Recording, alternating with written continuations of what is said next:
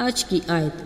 جب وہ مول لینے جا رہی تھیں تو دولہا آ پہنچا اور جو تیار تھیں وہ اس کی شادی کے جشن میں اندر چلی گئیں اور دروازہ بند ہو گیا۔ متی 25 باب 10ویں آیت۔ عزیزو، ایک بار 4 رکنی مسیحی ٹیم نے ایک جزیرے میں جا کر تبلیغ کا پروگرام بنایا۔ ان میں ایک نوجوان لڑکا بھی شامل تھا۔ ٹیم کے لیڈر نے وہاں کے اسکول ہیڈ ماسٹر کو ایک خط لکھا اور درخواست کی کہ چند دن تک ان کے ٹھہرنے کا بندوبست کرے۔ ایک رات جب وہ کافی دیر سے وہاں پہنچے، جیسے ہی ہیڈ ماسٹر کو ان کے آنے کے مقصد کا پتہ چلا، کہنے لگا، جناب مجھے معاف کیجیے، میں آپ کی میزبانی نہیں کر سکتا۔ اگر یہاں کے لوگوں کو آپ کی اصلیت کے بارے میں پتہ چلا کہ آپ مسیحی ہیں تو آپ کے ساتھ میرے لیے بھی مشکل ہوگا۔ خیر، وہ ٹیم اندھیری رات میں شب بسری کرنے کے لیے ادھر ادھر پھرتے رہے۔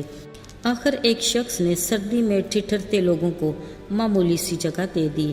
یہ جنوری کا ٹھنڈا مہینہ تھا اور یہاں کے لوگ 15 دن تک نئے سال کو بڑے جوش کے ساتھ منایا کرتے تھے۔ اگلے دن جب تبلیغی ٹیم لوگوں سے بات چیت کر رہی تھی، پتہ چلا اس جزیرے کے زیادہ تر لوگ اپنے دیوتا کو مانتے ہیں جو ان کا خدا ہے اور وہی ان کا عظیم بادشاہ بھی ہے۔ تبلیغی ٹیم میں شامل اس نوجوان نے لوگوں سے پوچھا، اپنے دیوتا پر ان کے ایمان کا کیا ثبوت ہے؟ لوگوں نے بتایا، ہم کئی سالوں سے نئے سال کی خوشی کے دن میں اپنے خدا کے لیے ایک جلوس نکالتے ہیں۔ یہ دن سب دنوں سے زیادہ خوشگوار ہوتا ہے، سب سے اچھا دن، نہ کبھی بادل چھائے نہ بارش ہوئی، ہم خوب خوشی مناتے ہیں، ہمارا خدا ہمیں کبھی بھی شرمندہ نہیں ہونے دیتا۔ جوان بولا، اچھا تو یہ بات ہے۔ اس نے مسکراتے ہوئے لوگوں کو دیکھا، پھر پوچھا، اس بار آپ کے جلوس کا کون سا دن ہے؟ انہوں نے بتایا، 11 جنوری کا دن مقرر ہے۔ اچھا، نوجوان نے بڑے جوش سے کہا، اب پھر سن لو، اس بار تمہارے جلوس والے دن خوب بارش ہوگی۔ یہ سنتے لوگ بھی جوش میں آئے، بولے، ہم تمہاری کوئی بھی بات سننا نہیں چاہتے۔ ہاں، اگر 11 جنوری ہمارے جلوس والے دن تمہارے کہنے کے مطابق بارش ہوئی تو پھر ہم تمہارے خدا کو بھی دیکھ لیں گے۔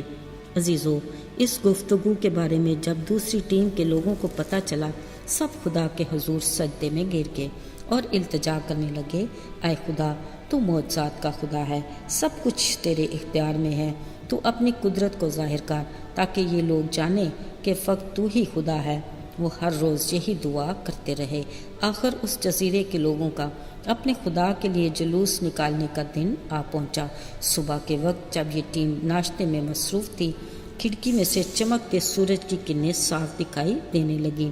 سب نے دیکھا، صاف شفاف آسمان پر بادل کا کوئی بھی نشان نہیں تھا، مگر اس تبلیغی ٹیم کا ایمان اپنی جگہ پر قائم رہا۔ اچانک ابھی انہوں نے اپنا ناشتہ ختم ہی کیا تھا کہ چھت پر بارش کی چند بوندوں کی آواز سنائی دی۔ وہ سب ایک دوسرے کو دیکھنے لگے۔ کچھ ہی لمحوں میں ٹھنڈی ہوائیں چلنے لگیں اور صاف آسمان پر کالے بادل بھر گئے۔ پھر ایک اور ٹھنڈی ہوا کا جھونکا آیا اور موسلادھار بارش ہونے لگی۔ عزیزو، ان سب کے دل خوشی سے بھر گئے اور وہ شکر گزاری کے گیت گانے لگے۔ ادھر جزیرے کے دوسرے لوگ اپنے خدا کو چندن کی کرسی پر بٹھا کر جلوس نکال رہے تھے کہ اچانک بارش میں گھر گئے۔ مزے کی بات یہ کہ بارش اتنی زوردار تھی کہ ان کے خدا کو بھی سخت نقصان پہنچا۔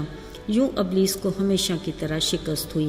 اسی تبلیغی ٹیم نے اپنی رپورٹ میں بتایا کہ اس واقعہ کے بعد اس جزیرے کے بہت سے لوگوں نے زندہ خدا کو اپنا شخصی نجات دہندہ قبول کیا اور تبلیغی ٹیم کا شکریہ ادا کیا، جنہوں نے انہیں حقیقی خدا کی پہچان دی اور جہالت کے اندھیرے سے نکالا۔ عزیزو، یہ واقعہ ہمیں کوہ کرمل کے اس پہاڑ پر لے چلتا ہے جہاں بال کے پجاری اور ایلیا نبی کچھ ایسی ہی کیفیت سے دوچار تھے۔ بال کے پجاری بھی اس خوش فہمی کا شکار تھے کہ ان کا خدا سچا ہے۔ انہوں نے مذبح بنایا، قربانی چڑھائی اور کہا، جس کا خدا آگ سے جواب دے گا وہ سچا خدا ہوگا۔ یاد رہے، خدا کے کلام میں لکھا ہے، وہ بال کے پجاری للکارتے پکارتے رہے مگر ان کے خدا کی طرف سے کوئی جواب نہ آیا، مگر ایلیا نبی کی قربانی زندہ خدا نے قبول کی اور آسمانی آگ نے مذبح پر رکھی قربانی کو چٹ کر لیا۔ یوں ابلیس کو ہمیشہ کی طرح شکست ہوئی۔ مگر افسوس بال کے ان پجاریوں کو زندہ خدا کو شخصی طور پر قبول کرنے کا موقع نہ ملا، کیونکہ ایلیا نبی نے ان سب کو موت کے گھاٹ اتار دیا تھا۔ عزیزو، کتنے مبارک ہیں وہ جو خدا کے فضل سے نجات کے دروازے سے گزر کر ہمیشہ کی زندگی میں داخل ہو جاتے ہیں، مگر افسوس ان پر جن کے لیے وقت گزر جانے پر نجات کا دروازہ بند ہو جائے اور اندر سے جواب آئے، جاؤ میں تمہیں نہیں جانتا۔ عزیزو، یاد رہے خداوند رحیم اور مہربان ہے، اس کا فضل سب کے لیے ہے، وہ کسی کی ہلاکت نہیں چاہتا بلکہ یہ چاہتا ہے کہ سب کی توبہ تک نوبت پہنچ جائے۔ پر اگر آسمانی ضیافت میں بلائے گئے مہمان دنیاوی کاموں میں مصروف ہو کر میزبان کی دعوت پر نہ آئیں تو پھر وہ ان کو اپنی ضیافت میں شریک کرے گا جو خوشی سے آئیں گے، کیونکہ اس کی دعوت سب کے لیے ہے اور اس کا فضل سب کے واسطے۔ آئیے دعا کریں۔ اے رحیم اور مہربان خداوند، ہم جانتے ہیں کہ تو کسی کا طرفدار نہیں، تو اپنا سورج نیکوں اور بدوں دونوں پر چمکاتا ہے، اور تیری رحمت کا ابر ناراستوں اور راستوں دونوں پر برستا ہے۔ نجات تحفہ سب کے لیے ہے، جو اس تحفے کو کھولتا ہے برکت وہی پاتا ہے۔ اے خدا، ہم ہر پل تیرے فضل کے منتظر ہیں اور تیرے رحم کے طلبگار ہیں۔ یسوع کے پرفضل اور مبارک نام میں آمین۔